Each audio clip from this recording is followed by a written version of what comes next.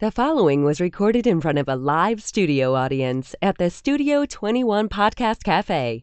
This is the United Podcast Network. Welcome to the raw and uncensored Ambitchious podcast. I'm your host, the original HBIC, Katie Boyd. During our time here together, I will be instilling all of the strength, power, and determination you will need to use the very stones thrown at you to build your ultimate empire. We will redefine the word bitch from the derogatory to the acronym being in total control of herself. So let's adjust our crowns and prepare to live life ambitiously. Oh yeah, here I am, the original HBIC, Katie motherfucking Boyd. And over here is my ride or die, Matthew Babine. Yes, thank What's you. up? I'm Go here. Matt, go Matt, I'm here. go Matt. Oh, I'm Fatima, here. right? Wow, jeez. Go Matt. Fatima just loves you. I I'm know, just go- chopped liver today. Go Matt. It's your birthday. It's your It's my birthday. Oh my God. What's up, guys in Ambitchious land? We are shaking it up today on the Ambitchious podcast, and we are going rogue, and we are doing Ask Katie Anything, AKA. And I hope that this is really resonating with people because I truly come on here every week to serve and to educate and to inspire and to empower each and every one of you to live life ambitiously. So, AKM. AMA, Matt. AMA. Ask Matt anything. Yes. Oh my God. ASAP. Matt needs to get hooked on phonics. Is that still a thing? I need to get hooked on something. I'm aging myself when I say such things. Oh my phonics. God. I could probably get something out of that. True. But before we start the Ambitchious podcast, I always love to read the iTunes review of the week, and it is from M. Capitula. And she said, Katie and Matt are my spirit animals. Aw, That's that's so awesome. Spitting out some truths and life lessons. Katie and Matt are the most real, authentic, tell it like it is, yet add value to your life people I know. Before this podcast, I thought Boundaries was a candy bar you bought at CVS. Really? That is okay to not love the holidays and do your own fucking thing that makes your soul happy. And That's that awesome. Self-care blowouts can mean a lot of different things. Literally spit out my basic betch matcha latte at the nail salon with that blowout explanation to Matt. I must have been talking about pooping your pants. What's new really here on the Ambitchious podcast? Happens. Keep on bringing the knowledge, the laughs, and the love you have for improving people around you who see value in what you share. Thank you so much, M. Capitula. Email me at themisfitclub@gmail.com to redeem your $100 gift certificate. Thank you to all the people who have given us 5-star podcast reviews on iTunes. I appreciate it from the bottom of my little black heart. And if you haven't already, what the hell are you fucking waiting for, you Get lazy over there. bastards? Seriously. So we have some really cool stuff coming down the pretty pink pipeline at KBMC. We have sound healing. We have Business with Soul Summit in Burlington, Massachusetts on June 1st. That's going to be awesome. We also have the 1440 Multiversity Retreat in the Redwood Forest in California coming up in August. We have Portugal coming up in October. Yes. And we also have another retreat that's going to be in the Smoky Mountains in North Carolina called The Art of Living, and that's going to be in November. And we have tons of other events going on all the time at KBMC. So if you are looking to take your life to the next level, find your soul sisters and tribe, or just do some deep spiritual diving, go on over to the events page at kbmfc.com and check out all we have to offer. Mm-hmm. Are you ready for this? I am so ready. I'm really into the AKA stuff right now. And I think it's because it's super off the cuff. Mm-hmm. So you and I haven't really gotten a chance to talk about what we're going to say. Yep. And I just think that for me, sometimes going rogue and just being super love going spontaneous is awesome. Right? Yeah, and you've had the podcast for a while, so a lot of people know you, and Yeah. they probably have a lot of stuff that they want to Oh, ask. So absolutely. it's kind of a treat to be able to get some good answers. It is a treat. Right? It's a treat. Better than a treat than a trick. That's what I always say. Trick or treat. So what we're going to do is we are going to read the person's name that asked the question. And we're going to answer the question to the best of our ability. Which we don't know what we're doing. Who knows what's going to happen, really? It's a crapshoot, right? Really right. So this wonderful lady, a good friend of mine, Lisa Welsh Robbins, asks, how do you balance these two things? Okay, this is a really good question. How do you balance these two things? Accepting yourself as you are while continuing to become better. For instance, I would like to lose 25 pounds, but I also want to be kind and comfortable in my own body as it is. That is such a great question. That is a really good question. Because I think that each and every one of us in this world, especially if you're living in ambitious land, you're always trying to be better. Yes. You're always trying to go to the next level. And I think what is really hard, and I have a definite issue with, is like, as I'm trying to evolve and get better, I have this really terrible tendency of beating myself up in the interim. And that's not healthy. And that's not high vibrational, and that's not helping you, really reach true levels of awesomeness. I like how she asked the question, though. It's like, how can I enjoy the process, right? It's really enjoying the process. Like, I know I want to lose 25 pounds, but how do I not beat the hell out of myself during that? That's a really good. That's so smart to even think that way. I know, I love it. Because usually I'm beating the crap out of myself trying to get to the goal too. Same. That's a great question. So, and also when you're making a change, we notice too, anytime you make a change, it's always something that comes up. Like, people don't want you to change too sometimes. So if you're with your significant other or your friends or whatever, they like to keep you at that certain level too, right? And we've talked about this before, how when you are making these changes, don't worry about what other people are saying, and enjoy the process of losing the weight, becoming the woman that you're going to be, and not listening to all the naysayers or anything like that, because people like to keep you right where you are. Oh, well, they're afraid of you changing. Correct. Because if you change, that means you might leave them in the dust. Yes. Which isn't always true. No. Right? It's their bad thoughts. Yes. Or they may have to take action and do something themselves. They're like, then they're going to feel bad about themselves if you break out, right? What was that story with the crabs were crawling over the basket? Yeah. If you put a bunch of crabs in a pot, usually what they'll do, well, they always do it, is if one tries to climb out of the pot, all the other crabs will pull that crab down, so no one ever escapes the pot. And they want to just keep everybody right there, which is really, really that's why they're crabby. Sad. They're kind of crabby patties. Yeah, it's true, but that's people's human nature. So I also think to pontificate. Thank you, Fatima, for the coffee. Thank you. So also to pontificate on this is truly installing a new program into your mind. So if the old you used to beat yourself up like, I'm trying to lose 25 pounds, but I'm a fat pig. I mean, this is what the shit that we say to ourselves in our minds, especially women. It's so sad. Yes. So so when you start to hear those negative words, that negative loop, really try to start thinking in a different way. Like, take out the old and reinstall a new idea. And focus on making your body stronger while you're losing the weight. That's always great, because sometimes the scale doesn't move right away, right? And sometimes you need to worry about, hey, how can I make myself stronger? I'm healthier. Wow, I was able to do 45 minutes of cardio, but before I could only do 20, right? So those are the changes, and those are the markers that you want to look for, because the scale is a deceptive bullshit. Bitch. Yeah, it's a tricky liar. Especially after I have, some pasta. It's so not like you to eat pasta. No, I don't like pasta. It's awful. You're such a dick, honestly. I'm conditioning myself as we speak. Pasta's bad. Good question. Also, celebrate the small wins. Like if you do lose 5 pounds, instead of like rewarding yourself with food, like someone on my right-hand side. I didn't know there's somebody over there. This one over here. To you, he might be on your left-hand side, but to me, he's on my right-hand side. Celebrate the small wins by like maybe buying a new pair of sneakers or going to Lululemon and investing in like a really awesome pair of like pants. Sweatpants that you can eat more food with and stretch it. Fuck off, Matt. You're not helping this at all. You're a ding-dong. If you can't handle the fire of the Ambitchious podcast, you might need to leave. I'm just saying. Don't OD on coffee. Okay. This is strong coffee. Chris, it's delicious. Latalupe. I love her name. I don't even think I said it right, but that's what I'm calling you, Chris.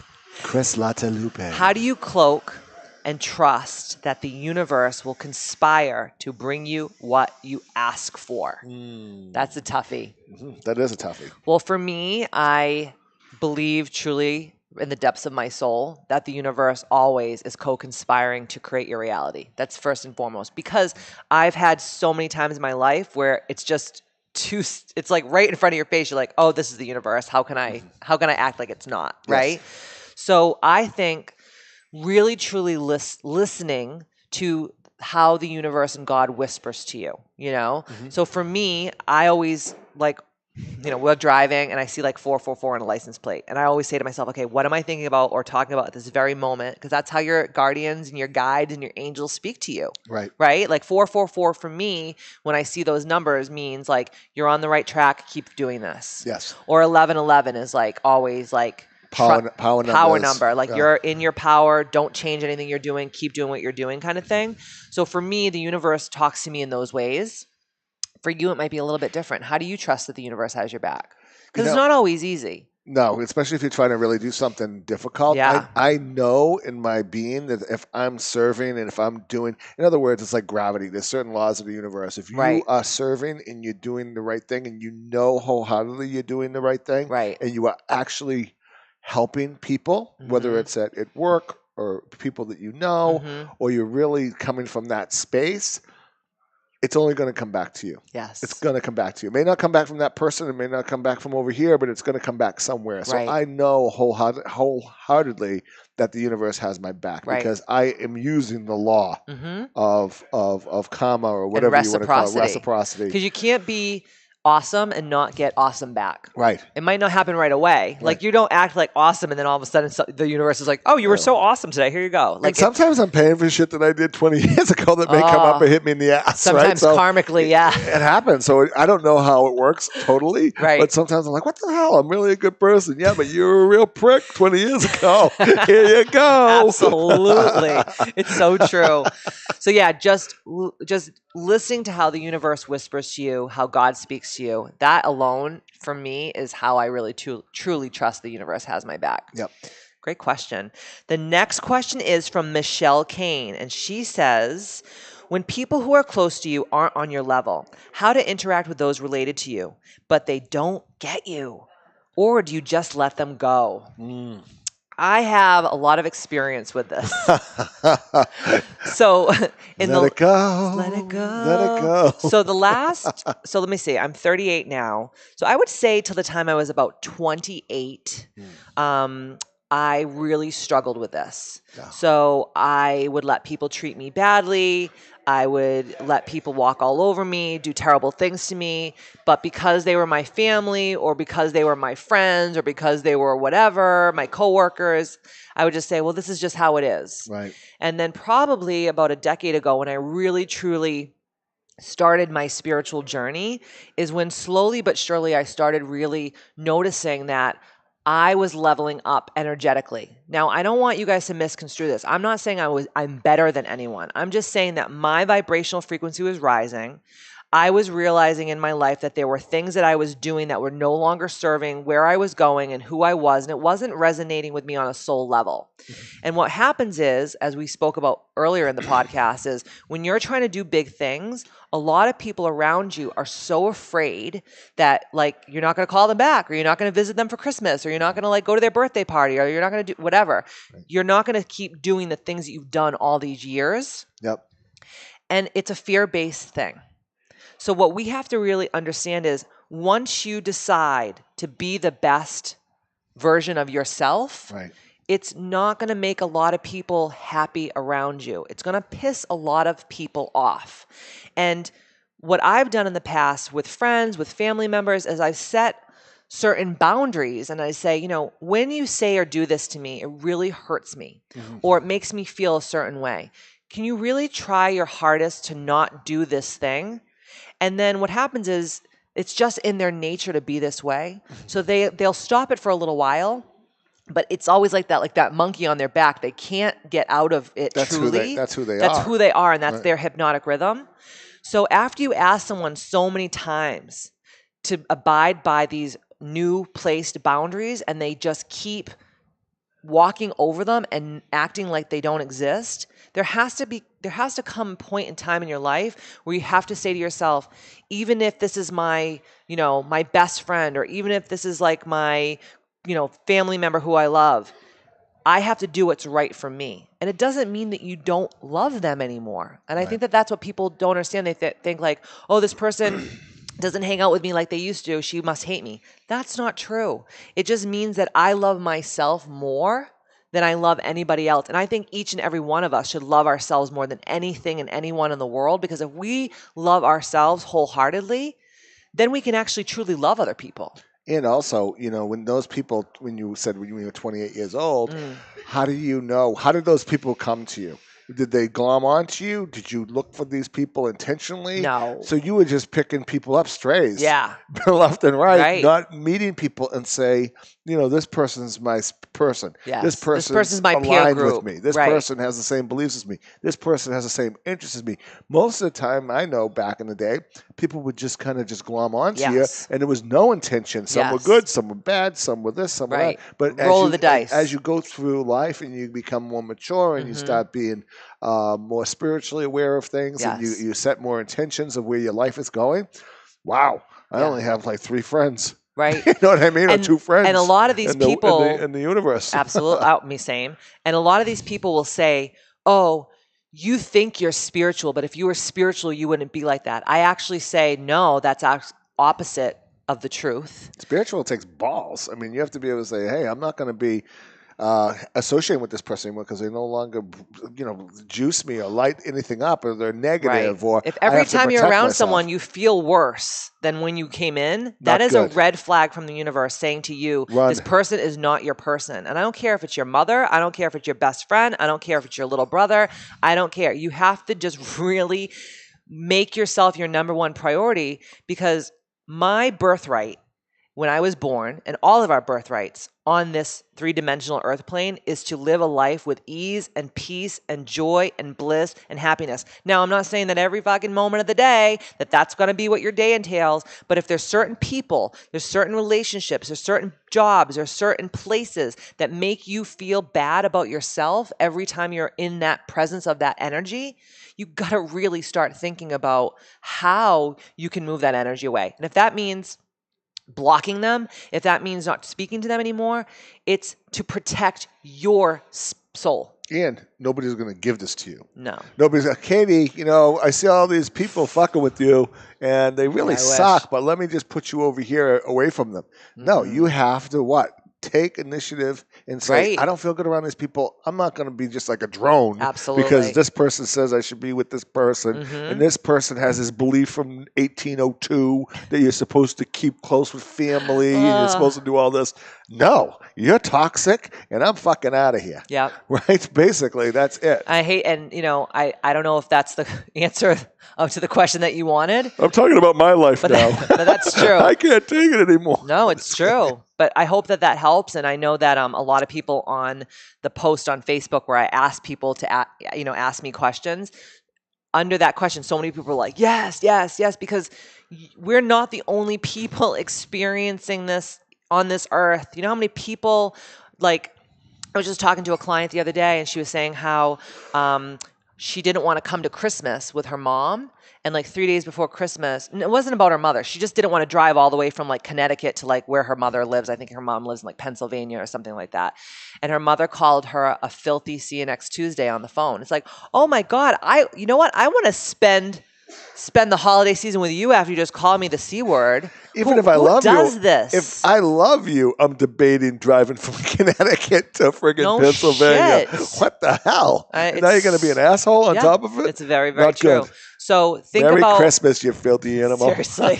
So really think about how you can start moving energy so that you can live a better, more prosperous life on your own terms and not living your life through what other people want for you so that they can be happy and feel comfortable. And where's the advice coming from, too? Most people don't even know what the fuck they want. And they're giving you advice about you should do this and that and the other thing. Look where the advice is coming from. Absolutely. All right. Gina Antonelli says, how to not take things personal. I mean, we could do like 10 podcasts on this one, right? Yeah. So I think I'm actually the queen of taking shit personal.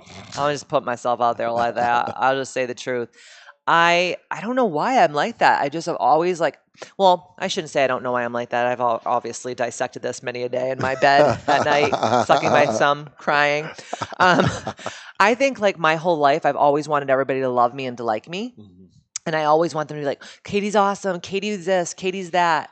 And I always felt like, if I didn't do what people wanted me to do, that they wouldn't love me and they wouldn't like me. Because truthfully, at the end of the day, when you peel the spiritual onion, all you want in life is just to be liked and loved and accepted. Right. Especially by your parents, your brothers and sisters, and your inner circle. Right. Right? So what happens is sometimes is people will get mad at you and you're like, well, what did I do? And you take it personal. But truthfully, what is that old Dr. Seuss? People that don't matter, people who matter don't mind, and people who mind don't matter. Right. I think it was Dr. Seuss that said that. If not, oh well. I can't remember everybody that's quoting. Mickey Mantle. I don't know. Carl Yastrzemski. So true. But it's true, right? Like, so if someone asks you to do something, you say no, and then they get mad at you. Is that a reflection of you or is it a reflection of them? And truthfully, it's a reflection of them. So if every time someone takes something personal that maybe you say, no, I can't do this or whatever, and they get upset, you have to say to yourself in your mind, this is not about me, this is them. This is not about me, this is them. Yeah. Absolutely. And you think that this person's thinking about you, and they don't give a shit about thinking about what you really think. And, a lot of times we take these things. I say that means we, us as a community of people, we take these things personally. Yes. And the person's they've moved on and not even thinking about you anymore. And you're torturing yourself. And you're spinning out. About the stuff. You're spinning out. You're like, why did they text me back? Did I say something wrong? And it's like, no, they're taking a shit and they forgot their phone in the kitchen. Like, that's the truth. Or right? you're having a panic attack or whatever. I've never had one of those before. I don't want to have one now either. So just keep saying in your mind, Gina, this is like what I use is like, it's not me, it's them. It's not me, it's them. It's not me, it's them. And if you're around a bunch of people that take shit personal all the time or always like trying to thumbnail you, maybe not your peeps. Not your peeps, And, oh God, this is a good one. Sherry Wills, how to stay motivated. I mean, where do I begin? Where do I begin? Because honestly, for me, like, I am a really motivated person. But every so often, like, we all hit those bumps in the road where you're just like, feel like you're treading water, feel like everything you're doing, you're not going anywhere. You're putting in so much work and you're not getting what you want or, would like out of it. Right. And you always have to dig down deep and ask yourself, why am I doing this in the first place? What's your why? What is your why? Why just started? What was your vision when you started doing this? Yes. And if it doesn't align with you, it's okay to make a change. Right. But if it's something you invested in, change it very, very slowly and make sure that you are sure. Because everyone has off days. I mean, there's days where I go, Katie, we're selling everything today, and we're moving to Maui. Yeah.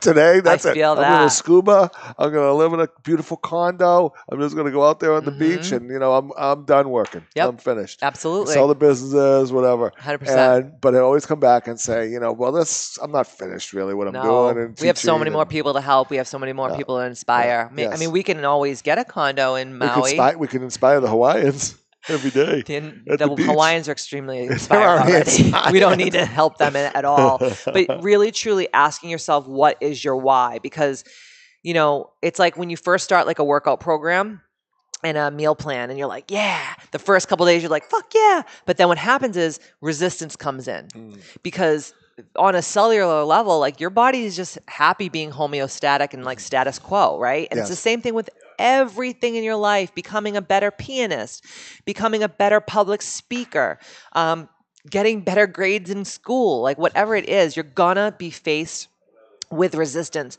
And if you don't know why you're doing it, and if you started these things for the wrong reasons, it's gonna get old real quick. Absolutely. So you gotta make sure that the reasons why you're starting something and you need the motivation to stick with it is for the right reasons. Yes. Don't you think? Absolutely. And you're going to feel unmotivated sometimes. That's just part of life. Yes. You're not going to wake up every single day 100%. No. It's not going to happen. Not at all. But you get back to 100% quicker. No, absolutely. Right? It's so true. Get back a little bit quicker. Yeah. These were great questions today, guys. And thank you so much for being crusaders of the Ambitchious movement. I like the questions. The questions are really fun. Good questions. Yeah. I love our peeps. I love our peeps too. And like I always say, see you next Tuesday. Great job, babe. That was great.